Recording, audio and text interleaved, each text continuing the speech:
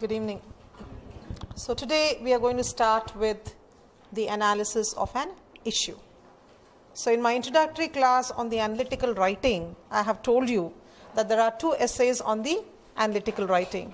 The first task is the issue. The second task is the argument. So we have already discussed the argument. So today we are going to start with the issue topic. So to write the issue topic, the computer gives you 30 minutes of time. You have approximately 150 topics online which are called as the pool of issue topics. On the day you write the test, the computer randomly selects one topic and shows it to you, and you have to write your essay within that 30 minutes by typing it directly on the computer screen. Once you have written this essay, it goes to the ETS office where it is evaluated and graded on a score between 0 and 6 points. It's done on a 0.5 scale, and therefore you can get anywhere from 0.5, 1, 1.5, 2, 2.5, right up to 6 points. Once you have completed the issue task, you get the analysis of an argument task. Now, one thing I want to tell you is every task comes with a timer. Each task you are given 30 minutes to do. Suppose you are completing your issue task in 25 minutes. You cannot take that extra 5 minutes and give it to your argument. The timer is 30 minutes. And the same way, suppose you write this essay and you want to take more time by taking some time from the argument, you cannot do it. Every task is a timed one and you have to finish writing within the 30 minutes. One more thing I want to tell you very clearly is, if you do not complete your writing within time, and if you are still typing your essay and the 30th minute is on the computer screen, the computer will exit you from the topic and you will be submitting an incomplete essay. Incomplete essays, when you submit, you're going to get a penalty for it. You might get a penalty of 1 point on what you are likely to score. So you don't want to lose what you have already got for yourself. Therefore, my advice to you is always have one eye on the time, because you cannot keep typing and forget about time. You need to have a little bit of concentration on the time so that you don't run out. That means planning and preparation beforehand becomes necessary. How much can I write? You can't bite more than you can chew. That means you can't plan to write 1,000 words and you can type only 500 words in the time that you have. So you need to have an idea about how much you're capable of writing within the time given to us. So the thing is, when you say there is 30 minutes of time for every task, you don't get the 30 minutes to actually write your essay, because the 30 minutes also includes your reading the topic, analyzing the topic, planning your topic, and then writing your topic. So you see, in that 30 minutes, I would say that you need to have at least 5 to 7 minutes for the preparation stage. Reading, analyzing becomes very important. Once you have analyzed, then you plan what you're going to write. And then you start your writing. The reason why the test maker has already given you the topics online is for you to do the pre-preparation. Even before you go to write the GRE test, it is essential that you have at least one glance at all the topics that are likely to come and prepare on at least a few of them properly, so that on the day you write the test, you don't have any kind of problem in how much you can write and how far you can go about. So this prior preparation becomes necessary. I would also like to tell you, the very fact that these topics are there online, the expectations from you students become higher. You see, if I were to give you a topic now and ask you to write an essay, and you compose and write an essay, I would be like, okay, I gave the task now, and this student has done whatever he or she is capable of doing at this point of time. But suppose I give you a topic today, and I tell you prepare on it and write it tomorrow, what will my expectations from you will be? It will be higher. I will expect better from you, because I will think I gave the student time. What did he or she do? Similarly, the test maker has published those topics for you already. And the very fact that he has published the topics means the expectations from you become that much more. So prior preparation becomes necessary for you. Don't ever wake up to the reality of your analytical writing one day before the test. I'm warning you. You need to do this in a phased manner. Start by doing a few topics every time, because many of these topics require a little bit of discussion and knowledge. Now, when you take these issue topics, the test maker says you don't need to have any kind of technical knowledge about these subjects. You don't need to be an engineer, you don't need to be a lawyer, you don't need to be a doctor, you don't need to be a teacher to be able to write about this, because these are general topics. All of you students with this many years of education behind you should have some degree of understanding of these topics. But there are going to be complex issues. There are going to be confusions about how to interpret those topics. That means discussing them beforehand with your teachers, with your mentors, with your fellow students, and gaining some kind of information makes sense. Because though the test maker says you don't need any technical knowledge or any kind of specific knowledge, let me be clear, you do need some degree of knowledge, general knowledge, in order to be able to write any kind of a convincing essay. What kind of examples I choose? How can I support my argument? You need to have some degree of information about what's happening around you, what kind of, experiences you've had. Use all these in your writing. So putting all those things beforehand and planning makes it easier for you to be well prepared and write confidently on the day of the essay, of the day test. Now, let us now look at the issue topic. Now, the first thing we have to do is, we are told it's an analysis of an issue. Every topic that comes is going to make an issue for you. So first of all, what do we understand the word issue about? What does it mean? When do we say, I had an issue? When there is some kind of a conflict. An issue arises when there is a controversy, when there is an argument, when there is a difference of opinion. So all the topics that are here, the 100 and odd topics that are there here, are all issues, each expressing an opinion that is controversial. Your idea of what it is, or your opinion of what it is, or your viewpoint of what it is, may not necessarily be mine. Therefore, when there is this kind of a conflict, it becomes an issue. Now, these topics which are issues are taken from our everyday life. They could be taken from our academics. They can be taken from what's happening around us. Right? So these are general issues. Now, each topic, when it comes, it gives you this issue, and if this paragraph is the topic, the issue, there is one more paragraph given below that, which is the direction. So when you get the topic on the computer screen, the first thing you do is you read the topic very carefully and you analyze it. Analyze here means you pinpoint the key words, interpret them, understand them. Try to get to know what this topic is trying to tell you.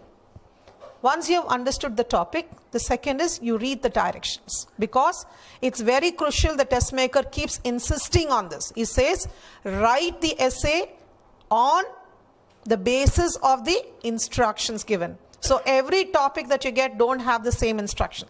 There are different type of prompts, different type of instructions. So we need to follow the instruction and write an essay by framing it according to what the test maker wants. So let's forget about the instructions first of all.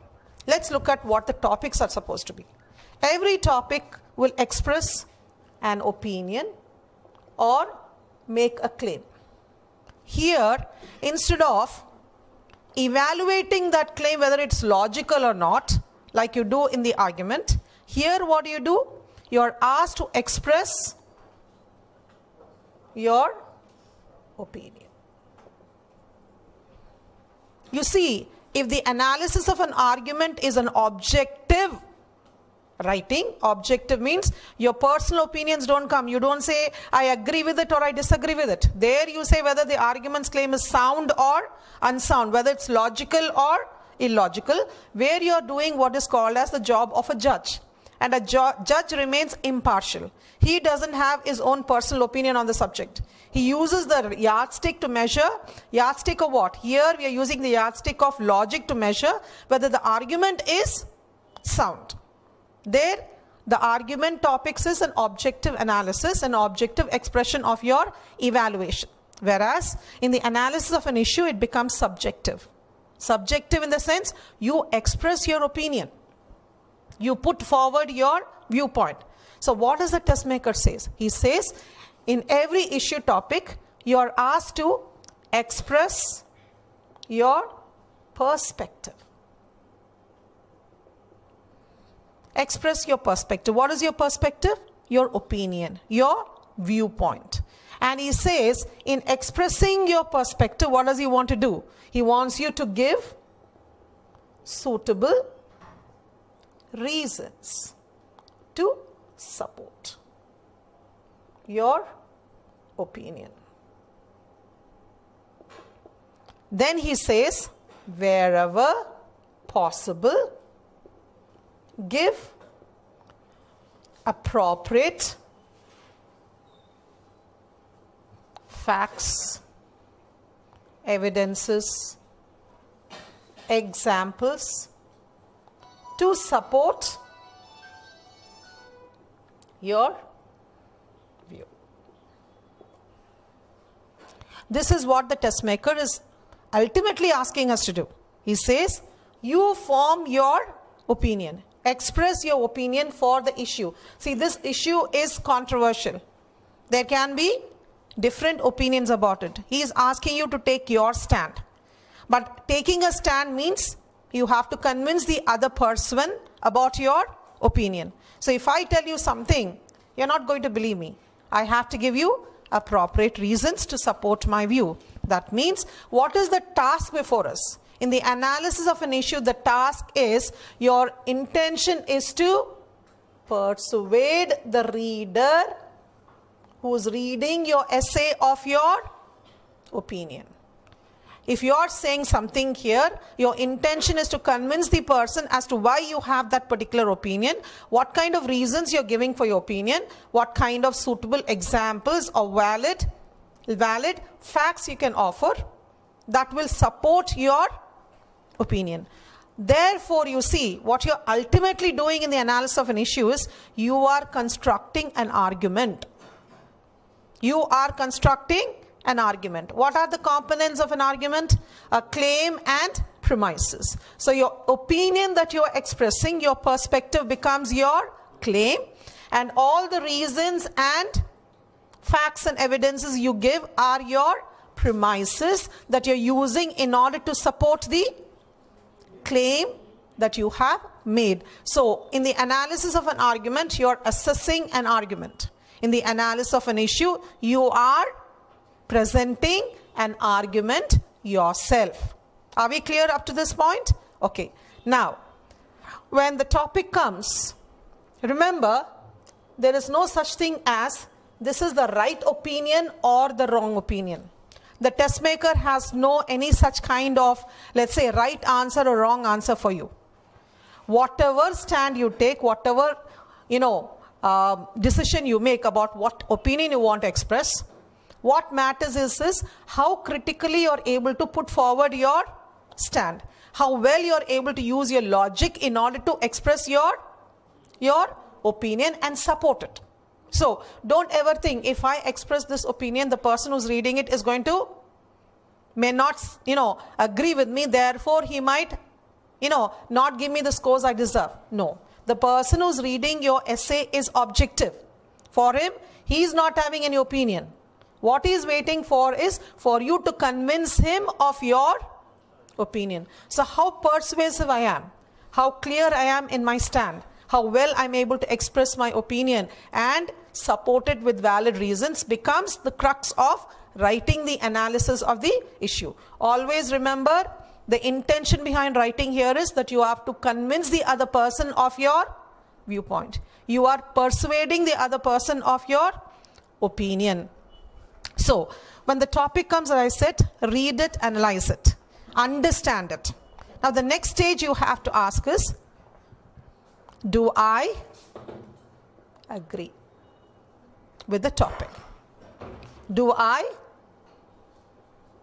disagree? If I agree, how far? Do I agree totally, to a large extent, or partially?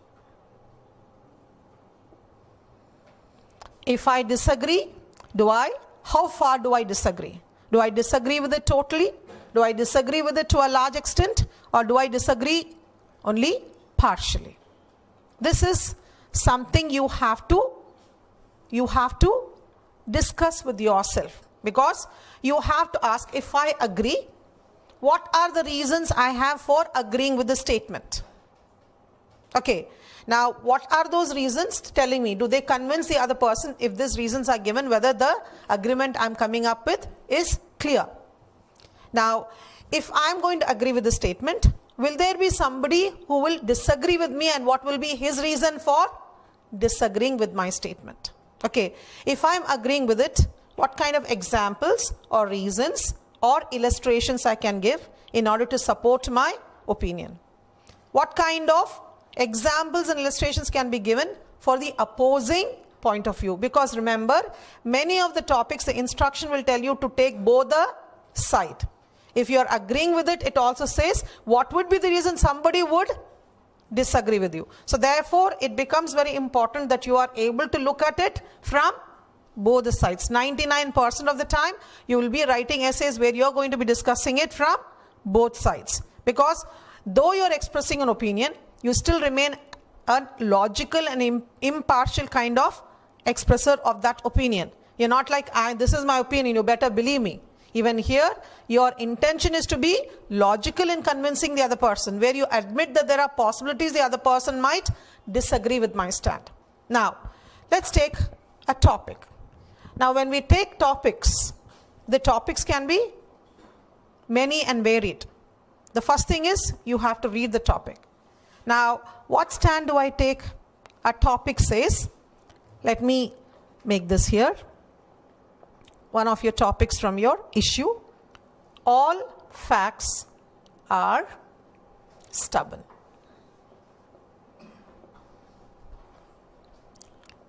No matter what your wishes or aspirations are, you cannot alter facts. This is a topic. What does this topic do? It makes a generalization. It gives you an opinion. What does it say? All facts are stubborn. Now, the most important thing here is, look at the keywords. Look at the keywords. The first statement is what the topic wants you to take a stand on, where it says facts are stubborn, not facts. All facts are stubborn. So let's discuss the word stubborn. In what way does the word stubborn fit into this context? Stubborn as what? Constant. Stubborn as constant. Stubborn as unalterable.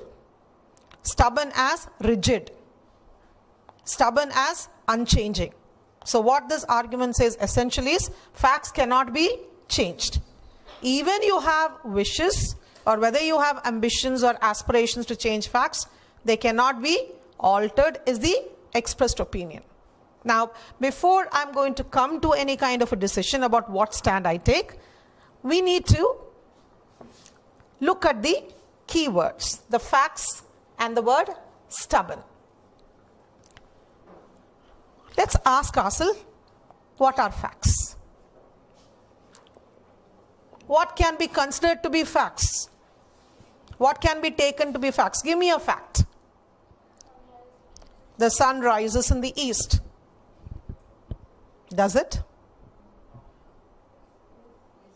The earth is rotating around. That's why it looks like it's rising in the east. But it's a fact. It doesn't rise in the west. Accepted. So, sun rises in the east, she says, is a fact. Come on, some other facts? Some other facts I can get from you? Yes?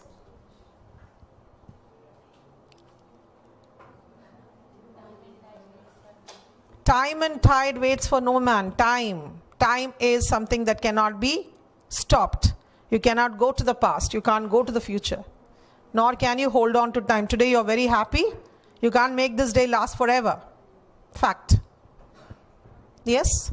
So time cannot stop for anyone. True. Fact. Fact. Yes? The moon revolves around the earth. The moon is a satellite of the earth. Let me ask you some facts. Who is the Prime Minister of India? Who is the Prime Minister of India? Manmohan Singh. Who is the President of the United States? Barack Obama. What day is it today? What day? It's a Tuesday. It's a Tuesday. Which year is this? 2014. Which month? February. Facts, all of them. Right? Okay. Let me ask you some more facts. Where were you born? Where were you born? In the hospital, he says. I'm talking about the location, the place. Where were you born? You tell me. In Hyderabad. You were born in Hyderabad. So do you consider yourself to be an Indian? Yes, you are an Indian, a native born Indian, right? Okay. Let's ask some other questions. Did the World Trade Center episode happen? Was it destroyed? When did it happen? 2001, September 11th. Do you want to go and change that event? Yes. Can you? Do you want to be born in New York? Yes. But can you change it? No, you can't. What's the date today? 4th of February. What will be the date tomorrow? So does this 4th February stay forever? No. Dr. Manmohan Singh is the Prime Minister of India. We are going for an election in the month of May. 100% certain that this gentleman is not going to remain the Prime Minister of India after that. Yes or no? Yes. The American system of politics is, presidential election is, any president has only 2 tenures. So once President Obama finishes his second tenure, he's not going to be the president. All these are facts, but they will change. Today it's a fact you're preparing for your GRE test. You want to get yourself a good score. Are you working for it? Yes. Are you striving for it? Yes. You're preparing for it? Yes. You get yourself a good score because of your hard work. You get yourself an admission into a good college, and all your aspirations to go and study in the US in a good college will become a reality with your hard work. It's not a fact today, but all your hard work will convert it into a fact tomorrow. Right? You are a native-born Indian. A fact. Tomorrow you get yourself a green card and American citizenship. You still cannot change the fact that you are an Indian. You got the point I'm making? Facts, some of them are stubborn, but some of them can be changed. You don't want this incident to have happened in the past, but it has happened. You can't do anything about it. But you can make changes in your life and change facts which are now true into something which is different tomorrow. It's all in our hands in that sense. Long time back, it was believed that the earth is the center of the universe. The sun, moon, stars and everything was revolving around us. The church led us to believe that. The church said we are living in a geocentric universe. When Galileo came up with the concept of saying that the sun is in the center and everything revolves around the sun, the church was very angry. Till it was proved, because the telescope was invented, that definitely it is the sun which is in the center. Then what was a fact till then for centuries had to be completely changed. So when science gives us new information, what are considered to be facts today may not be a fact. Today it's a fact a disease like AIDS has no cure. Are we working for a cure? Yes. Billions of dollars are being funded for research to find a cure. If not today, if not tomorrow, we are likely to get a cure. Right? So what may not be a fact today may become a fact in the future. We haven't been able to see a single, what shall I say, alien from space today. Possibilities, 100 years from now we might be actually able to communicate and travel across the space and be part of the alien culture as well. So what is not a fact today might become a fact tomorrow. You got the point? So this statement that says all facts are stubborn cannot be accepted totally. But can it also be disagreed with totally? Because we have seen there are some facts that cannot be changed. We are all human beings. We are all mortal. We want to live forever. Can we? Even the richest of human beings with billions of dollars, they can't preserve themselves and keep them immortal and alive. Aging is a process that nobody can change. You can go for cosmetic surgery. You can do all kinds of, things to make yourself look young. But at some point of time, you are going to age, isn't it? So these are facts that are stubborn. They have not been altered. They may not alter at all. But there are innumerable factors which we think to be fact today have changed over a period of time. So in this particular argument, in this particular, let's say, issue, we need to take a stand. And the stand I take here would be, I agree partially. I agree partially. Because in this particular situation, in this particular, scenario, if there are facts that are stubborn, there are enough facts which are not stubborn. So therefore, if we agree with it partially, it means I take a stand where I am doing this 50-50. Now, how do I construct an essay here? How do I go about putting forward my view? I'm going to give you a very simple technique. You are going to divide your essay into 3 basic components. The 3 basic components would be, how do I start my essay? I always do it with an introduction, right? The introduction, you have to keep it as simple as possible because you don't have the time. So you can't start thinking, what am I going to write? You have to start writing as quickly as possible. So for the ball to get rolling, for you to start writing, the best place for you to start is to take the topic and start rewriting it in your own words. The moment you start writing the topic in your own words, the ideas will start flowing. So my advice to you would be to paraphrase the topic, and in the process of paraphrasing the topic, express your opinion in the introduction. Okay, so how do I do it? If I say facts are so many things.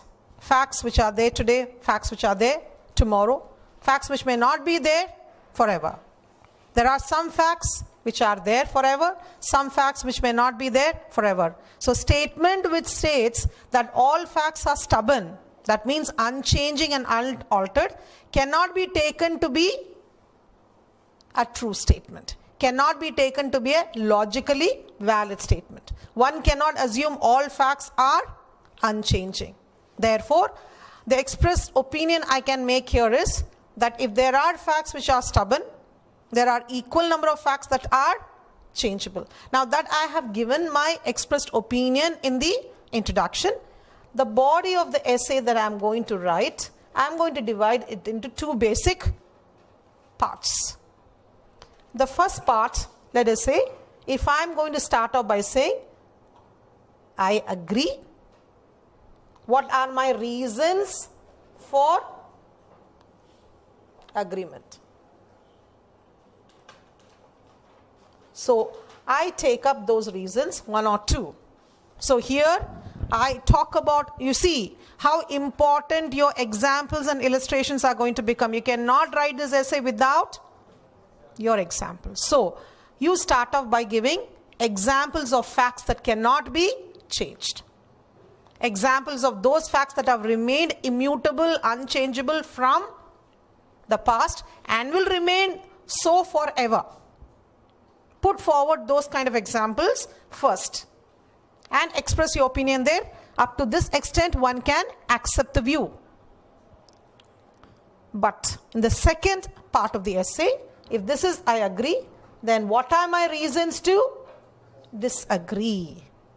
Having discussed all the facts in the previous paragraph, which clearly indicate that facts are stubborn and cannot be changed, a further look into facts will make us realize that there are many facts that can be changed. One, time can change facts. New information can alter the current facts because the new information can throw new light on the present facts. Or time itself can change because we are aspiring or working for it. For example, the facts that can change are those which are temporary.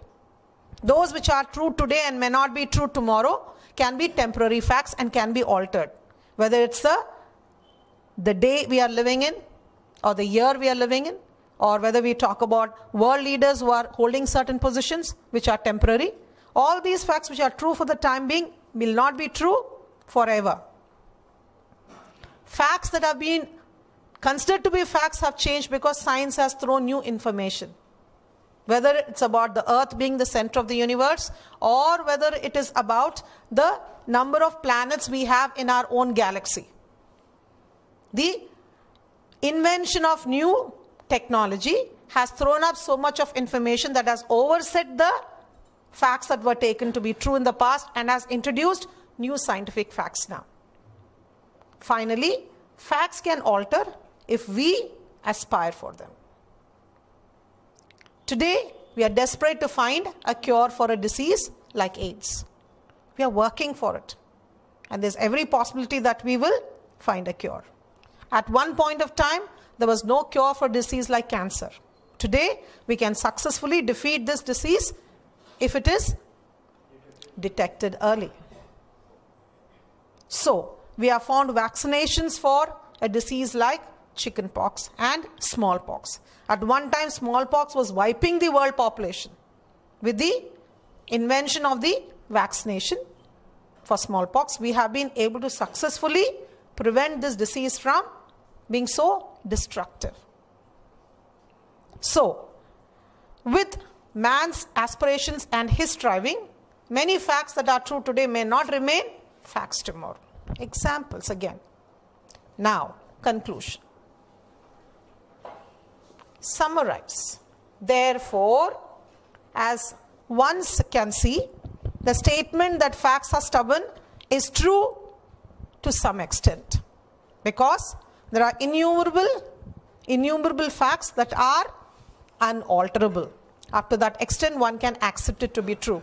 But a further discussion also makes us realize there are innumerable facts that remain altered because of various factors. Therefore, the best I can do here is say that some facts are stubborn, whereas some facts are alterable and changeable. That is my final opinion of the topic. To write this, I had to be very systematic. I had to have a clear-cut structure. If you are confused, if you start writing, these are the reasons for agreeing, and then immediately next line you write, this is the reason for disagreeing, your thoughts will not be clearly represented. This is analytical writing. Analysis means you have to be clear. So therefore, I am going to ask you to structure your essay and bifurcate your ideas. Put them in separate compartments. If you are discussing about the reasons you disagree, discuss about them completely. If you are discussing ideas for agreement, then discuss them properly. Don't get yourself jumping from one side to the other as and when you want. State your facts. See, I have 3 reasons for agreeing. You can divide this first part of your essay into 3 minor paragraphs. Then these are my reasons for disagreeing. I have about 2-3 different things I want to say. I can put them into small 3 minor paragraphs. So keep dividing your essay into paragraphs. Don't write it like one long, elongated passage. An essay is never a long passage. An essay will always have a structure. Anyone who speaks will tell you what he's going to speak about, then he will speak about it, then he will summarize it. A good speaker will do that. Remember, the same works for writing as well. When you introduce, be clear what you are going to write. Tell the person who's reading what to expect. In the body, fulfill your promise that you made in the introduction. Express your thoughts, give the valid reasons. Finally, don't end your essay without a proper conclusion. Don't just leave it hanging. When you read a story, let's say a novel, the last 4 pages of the novel, when you read the whole book, you realize the last 4 pages are missing. How will you feel? You'll feel cheated, right? How dare it? Similarly, the person who's reading your essay, when you don't leave it with a conclusion, he'll feel cheated. He'll be like, what's happening? There should be a proper end to what this person has written. So that conclusion gives you a completion. So always make it a point of concluding by summarizing what you have written and express your final opinion in the last concluding paragraph. Many times when you run out of time, the conclusion becomes sacrificed. Right? That's the reason why program your timing. Make your timing work for you. Now, as I said, 20 to 22 minutes is the maximum time you can expect for actually writing of the essay. So many of you ask me, how much am I supposed to write? The test maker knows very clearly the constraints. He knows he's not given you a lot of time. And he knows therefore you can't write pages and pages here. But he also expects you to do your job properly. That means you must be able to write what is reasonably required for you to express your thoughts. That means there should be this format for it. And I would say, if your typing speed is good and you've prepared yourself well, around 500 words should not be a problem. About 500 words, because when you write examples, your words just flow. When you give examples, your thoughts will come in, right? So therefore, the more topical and proper examples you get, the more convincing your essays become. Many times, an example will express your thoughts much more clearly than 100 statements you make about trying to convince. So good examples become very, very important in writing. So the question to be asked is, what kind of examples am I supposed to give? I'm an Indian writing. So if I give examples, how is this person sitting there in the US supposed to understand what I'm writing? Now when I say when you give examples, you don't simply say, for example, so-and-so, and leave it at that. Every example has to be illustrated, explained. Always keep one thing in mind, that the person who's reading your essay is not going to understand everything you're going to write unless you make it understandable. So if you're writing an example of a great entrepreneur, don't expect an American to know somebody called Dhirubhai Ambani in India. You got the point I'm making? So introduce the character, tell what he is, and then use him, if you want to use him, as to why he is standing as an example of a great entrepreneur. Explain. Also remember, you can't always write examples taken from an American background. You can't. You have to use your own experiences, your own knowledge bank. Use it, but use it effectively. Use it effectively. In such a way that the person who reads is able to appreciate what is your reason for giving this illustration. And believe me, if you give good examples, your essay will not only be effective, it will be more interesting. And when it is interesting, the person who reads will get caught up with what you write. That means there's every possibility that you'll be more strong in convincing the other person of your view. But the example must be appropriate and valid. If you take an example, it should work. Not any example or every example. If I'm choosing this example, is it working for me? Why am I giving this example? Does that make sense? So think of all these things when you're writing.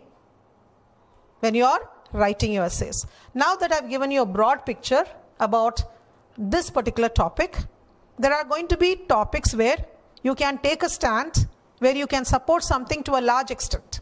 You see, if this is a topic where I've taken a stand of 50:50, There are going to be many topics where I take a stand of 80:20. 80% I agree or disagree, 20% I agree or disagree. Here, how do I structure my essay? How do I plan?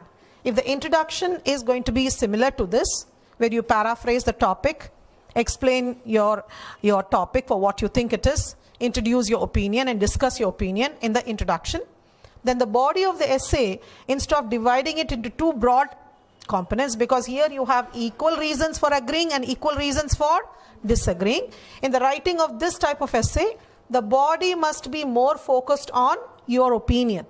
So you can take up 1, 2, 3, however many paragraphs you have for supporting this view. I agree with it to a large extent. If that is what you say, then you can use all these paragraphs initially for expressing of your reasons and supporting them with suitable examples and illustration. One of the topics says competition is more harmful than it is good. I'm paraphrasing and giving it to you. One of the topics says competition is more harmful than it is good. What is your opinion? Now, competition, he says, is more harmful than it is good. Let us say I take a stand thinking that it is, in fact, more good than harmful. So if I think that competition is good, then what are my reasons for saying competition can be good? What does competition do? Competition can increase your interest. When there's competition, there's always more involvement and more interest. Competition can raise your performance. Competition can bring out the best in others, in ourselves. Competition can give us the best access to the best things in the market. So many things. Whether you have competition in your academic pursuit, whether you have competition in your jobs, employment, whether you have competition in politics, whether there is competition in business and products that are sold, it's all for the good. When you have competition when you're studying, in a class of, let's say, 30 students, you're competing to get yourself a scholarship, then what will you do? You will push yourself to perform at your best levels. That means that level of performance will go higher. If you're capable of doing this, you'll in fact push yourself to do something more. In a workplace, if there is competition, then this competition can also give the company the best from its employees, and the involvement of the employees will increase, and competition among the workers will also lead to more promotions and incentives for everyone. If there is competition in the field of business, in products which are available, today if there are, many products in the market and there's competition, that means as buyers, we get the best. If there is only one car in the market and you have no choice, then that product can be sold at whatever cost and whatever way. But when 10 cars come into the market, then each one will be trying to outdo the other and give you the best price and the best product. That means as a consumer, you get the best. In politics, when there's competition, that means the people have a choice in a democracy to vote for the person or the party that they think deserves to be the elected leaders. So, if there is competition in sport, it leads to higher achievements. It leads to great achievements in life, whether it's in Olympics or whether it is in sporting activities, athletics, swimming, gymnastics, cricket. Competition gives so much of zest and improvement to our performances. Now, I would discuss all these things that leads to my thinking that competition can be very good. But then you see, there are reasons that somebody is going to refute my argument. Somebody is going to say competition can be harmful. Now, here, therefore, having said all the reasons why I agree with the topic, the last part of the essay, maybe one para, I'm going to discuss all the points that can refute my argument. But there are going to be many persons who are going to detract my argument stating that competition has been harmful as well. For example, competition has led to great corruption and unhealthy practices. Whether it is in sport or academics or in politics, competition led to lot of unhealthy, unethical behavior.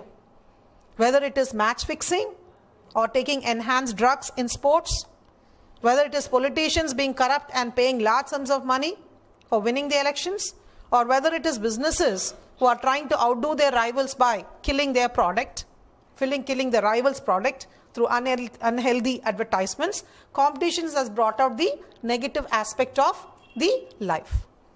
But here I will give my opinion. I will say, but by itself competition is not the culprit. I would say how we deal with competition, our human attitude towards competition is what makes it harmful. Therefore, competition by itself is not harmful. When we take competition to unhealthy limits, then competition itself becomes bad. Therefore, competition in the right spirit will always bring the best. Therefore, I stick to my opinion that I agree that competition can be, I disagree that competition is harmful. It can be more good than bad. Here what did I do? I took the major part of the essay in discussing all the points which say why I disagree with the statement that competition is harmful. But before I end, I'm also discussing what could be a reason why somebody is going to dispute my statements. And I'm going to bring that here and then end up with my final conclusion. This is where I agree to it to a large extent or disagree with it to a large extent. My essay will be 3/4 of it, the body will be in projecting my own opinion, 1/4 of it in projecting somebody's disputing my opinion, and finally the summary, the conclusion will be summarization and my final concluding statement. Is that clear? So, how you again formulate your thoughts and structure your writing becomes very important. So this is not unstructured writing. This is a very structured kind of writing. Now, having said all these things, let me put very quickly some few points before you about the writing of the issue. The first thing about writing of the issue that I want to put forward here is that when you get a topic, be very clear that you are writing on the topic and the topic only. The first point, very basic. Write on the topic. Now, you think, why is she telling us this? When I get a topic, will I not be writing about it? Yes? If I tell you to write about something, you are not going to be writing. If I'm telling you to write about, discuss about competition, you're not going to be writing about something else. That's what you're thinking. But you see, one thing I want to tell you. Every topic is expressing an opinion. Every topic has an attitude. You are expressing your attitude. If you deviate from that, you're going to go wrong. I'm going to prove my point, what I'm trying to say. I'm going to give you here a statement with an attitude.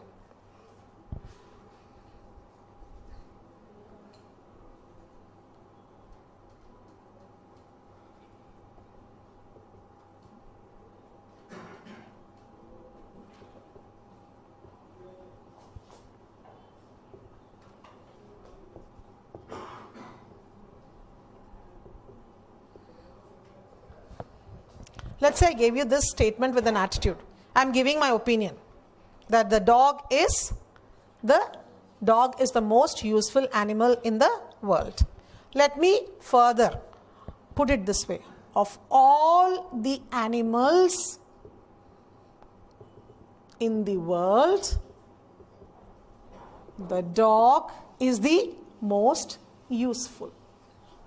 Let's put it this way. Now, I want you to write a persuasive essay. I want you to take a stand and tell me what would be your reasons. Let's say we take a stand that we support the statement. What would be your reasons for supporting it? You tell me. Why would you want to support the statement? Of all the animals in the world, the dog is the most useful is the statement. Now we need to write an essay in support of it. So what are we going to write? What are you going to tell me? Yes? that you're going to tell me about what the dog does, right? How it is useful. So you're going to tell me that the dog guards the house. Okay. 2. Yes? A dog is obedient. It is an obedient animal. Okay. Okay. Can be used as police dogs. Okay. Man's best friend.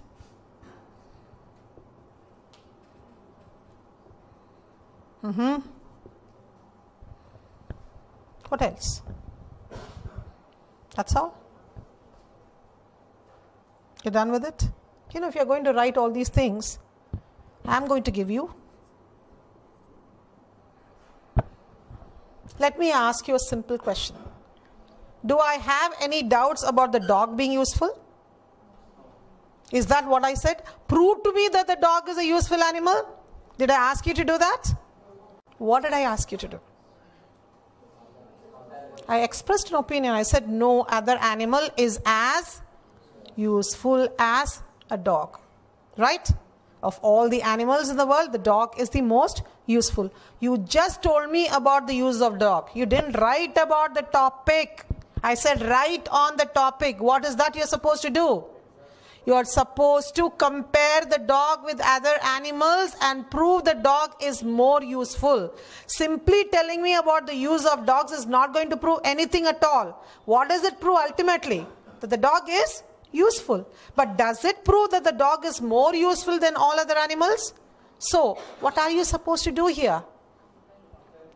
Yes, you cannot simply write about the use of dogs. You have to, every point of time, if you say that the dog is the man's best friend, you have to say why. There are many, many animals that are kept as pets by man. A cat, a horse, a donkey, why even a snake are man's pets. But have you ever heard of any other pet which is as faithful and as closely connected with a human being as a dog has been?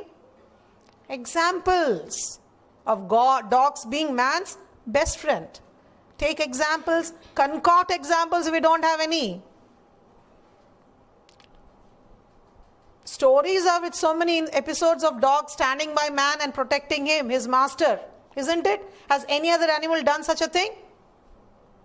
So dog can do that. It's loyal, it's faithful, it has certain tendencies that make it most useful as a partner for man, as man's companion. Literally a man who's living all alone can live happily if he has a dog with him. Can he say that with any other animal? No. Secondly, when you say the dog guards the house, if you tie a tiger in front of your house also, it will guard your house. But the problem is, the tiger cannot differentiate between an enemy and a friend. The dog is both gentle and ferocious. It can attack the intruder. It can welcome the friend. It has the intelligence to do it. No other animal has that. The dog can be used as a seeing eye dog. Of all animals in the world, the next animal which has the highest IQ after the human being is the chimpanzee. But can you train a chimpanzee to take care of a blind man?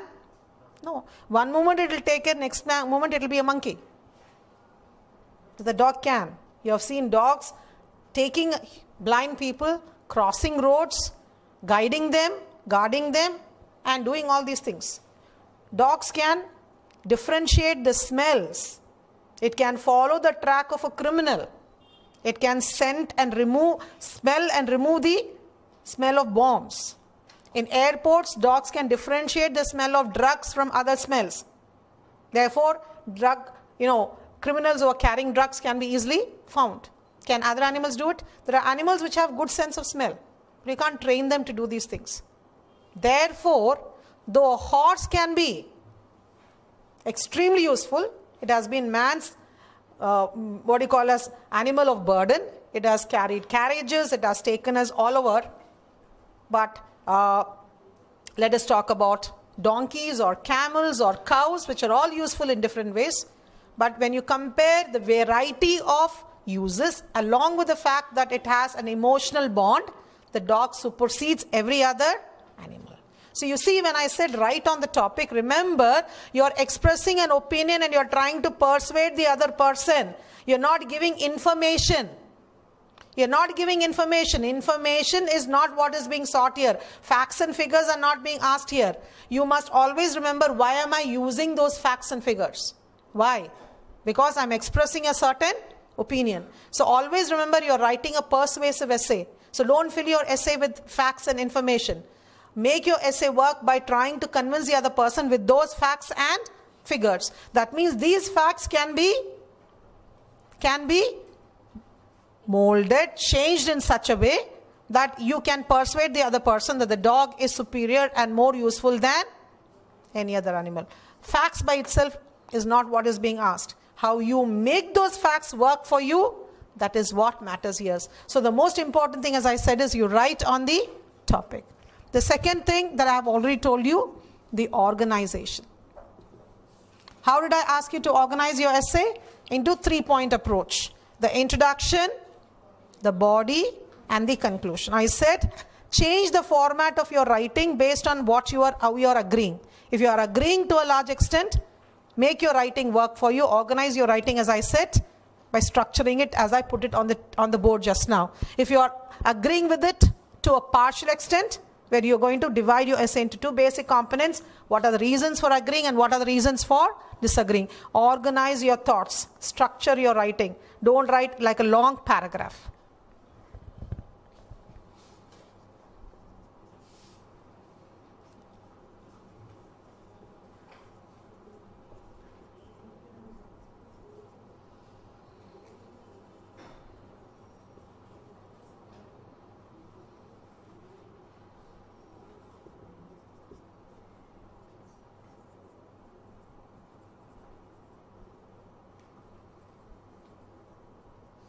So, examples are very, very important, but as I said, make your examples relevant to the reasons you present. Therefore, be very careful that your examples work for you. Examples can carry a lot of weight. Always remember, stay out of controversial examples. Don't write any political examples, stay out of your students. Remain apolitical. There was the student who came to me some time back. It was, I think, more than 4 years back.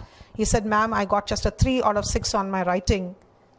I don't know, maybe because I wrote about Saddam Hussein, I got less. I said, if you have such doubts, then why did you write? Why? Why should we? You're students. So remain neutral. Don't express any political opinion that is going to get you. See, the test maker says, whatever you say, they're not going to take anything personal about it. But why take a chance? Stay out of anything that is controversial. You got the point I'm making here? Remain non-controversial in your controversy. That's what I would say. Okay, so make your examples work. It doesn't have to be only American, but it has to be explained in such a way that the person is able to understand what your example is trying to prove. Now, so far, when I've been talking about writing of essays, I haven't brought the language element into it. Because ultimately, the writing on the GRE is not about your language, your beautiful vocabulary. The reason why you're being evaluated here is for the critical response you're giving to the topic, your logical response. But I want to tell you that when you're writing, your language elements will definitely play a role in how many score points you're going to get. If you've got these fantastic ideas, but you're not able to express them properly, you are still going to have a problem in expressing your thoughts. So the language elements that I'm going to bring into place here is, one is, I'm going to talk about vocabulary. I'm going to talk about your vocabulary. The fifth, I'll come back to the vocabulary. Okay, the fifth I'm going to talk about is your grammatical proficiency.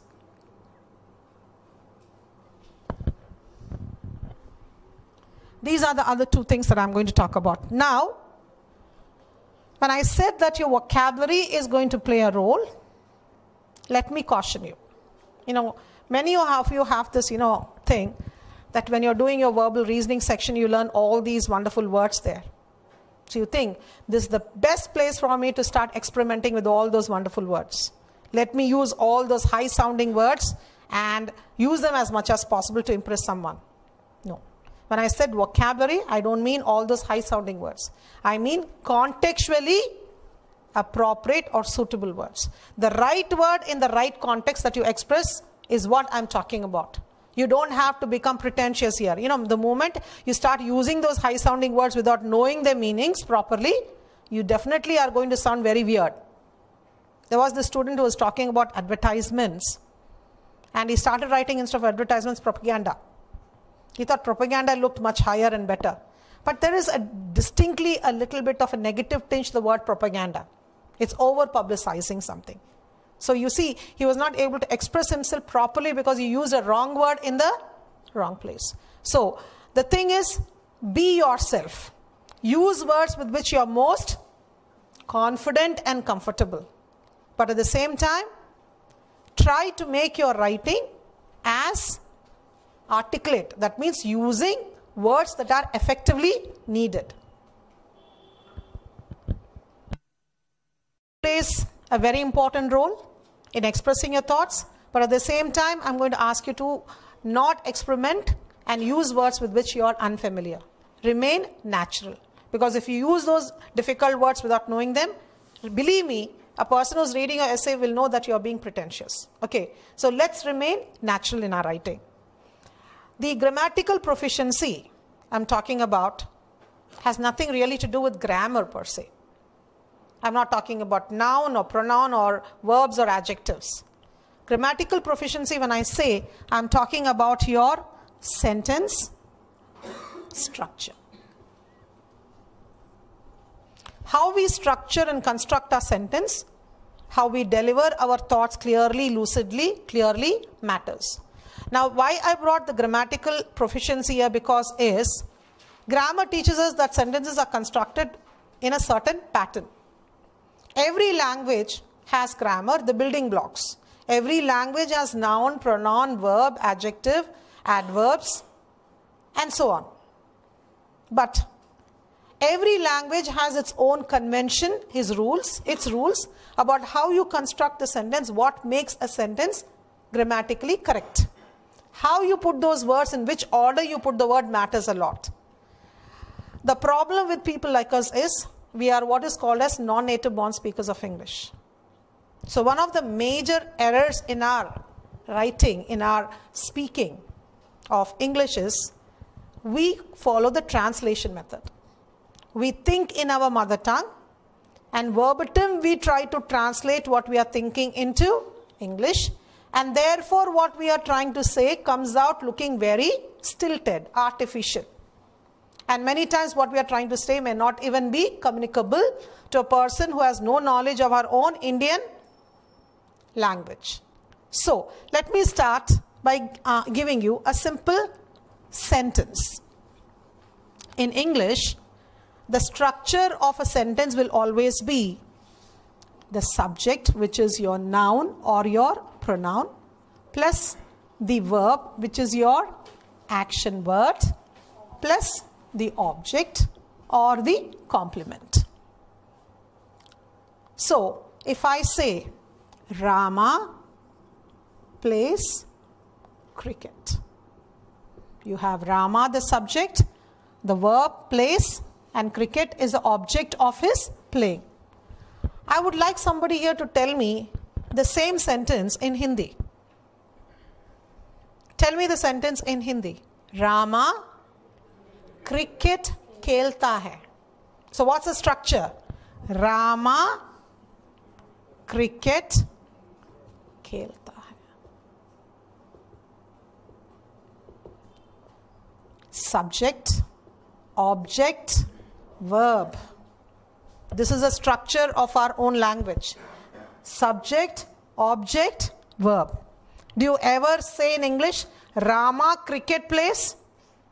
Will you say in Hindi, Rama khelta hai cricket? You understand what I'm saying here? The structure in which we put the words in every language is decided by its own conventions. So when we follow the translation method from our language to another language, the language that which we are translating verbatim is not going to come naturally. Many times I have seen this happening in my evaluation of your writing skills, because I've seen many times the sentence you have constructed is very, very, very, I would say, un-English, non-English. Though all the words are in English, it is not English. So I'm going to give you one sentence here. And I'm going to in fact give you two sentences. And you're going to tell me which sentence is English and which is not. Okay.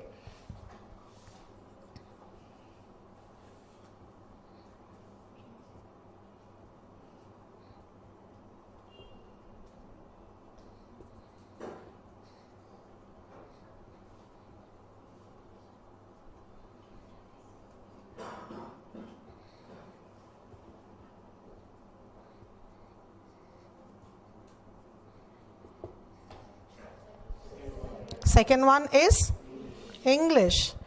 There are many languages in my country. In my country, many languages are there. So, translate the sentence and tell me in Hindi. हमारे देश में बहुत सारे भाषाएं हैं. Right? So, I have translated it literally. Now, try to translate this sentence into Hindi. There are. If you say in Telugu, what will you say? Unnai. First. There are. Hai. What? Bahut sare bhashaएं हमारे देश में. Does that sound right to you? So you see, every language has its own rules.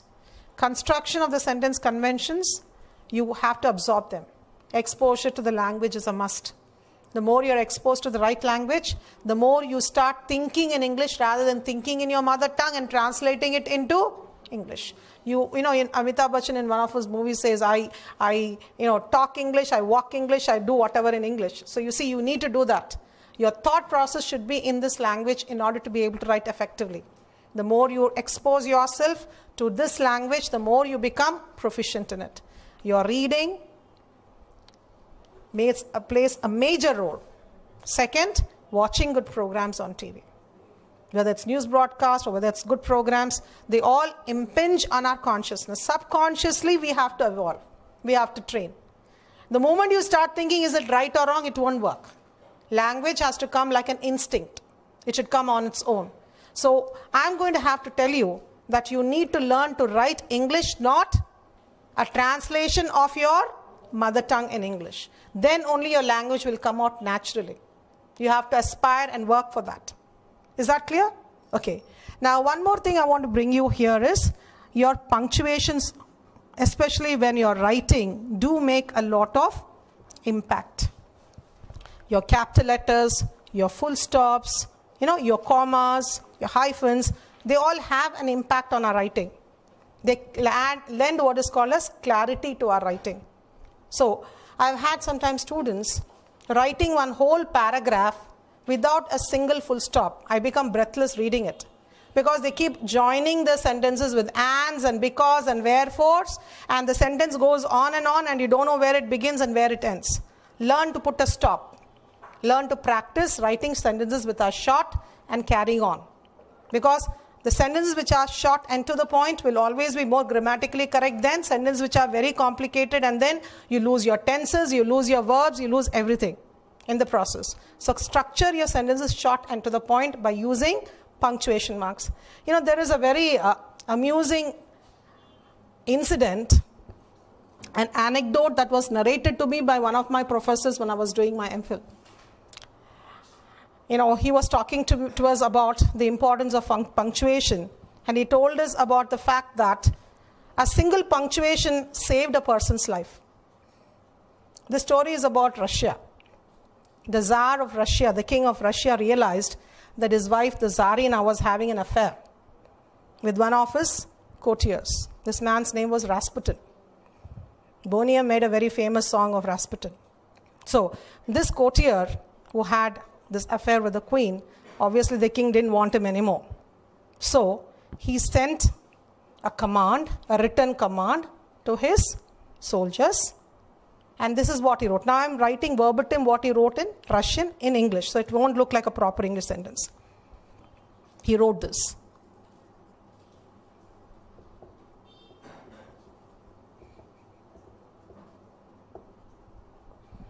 This is the king's instruction. Hang him, not let him go. This was a Russian sentence. This is what he wrote. Exactly. Now the queen got to know about the king's order, and somehow she got hold of the command. And she made a small change. What she did was this.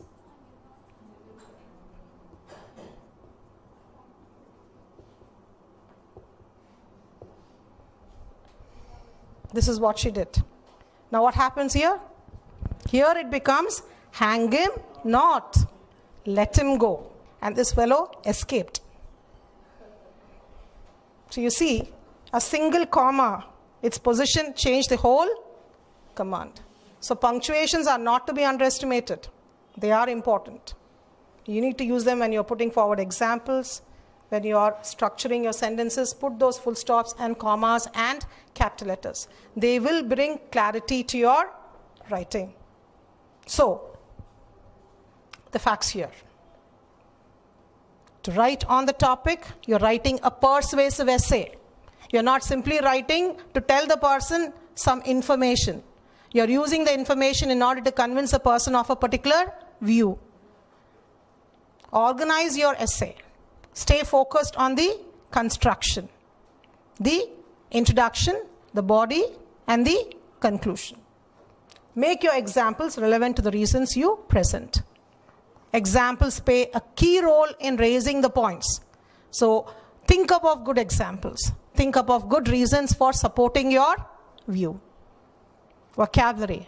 Appropriate word in the appropriate context. That's what I mean when I talk about vocabulary. Grammatical proficiency.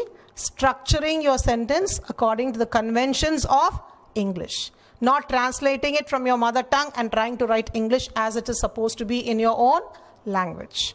Finally, use punctuations for making your language effective in its communication.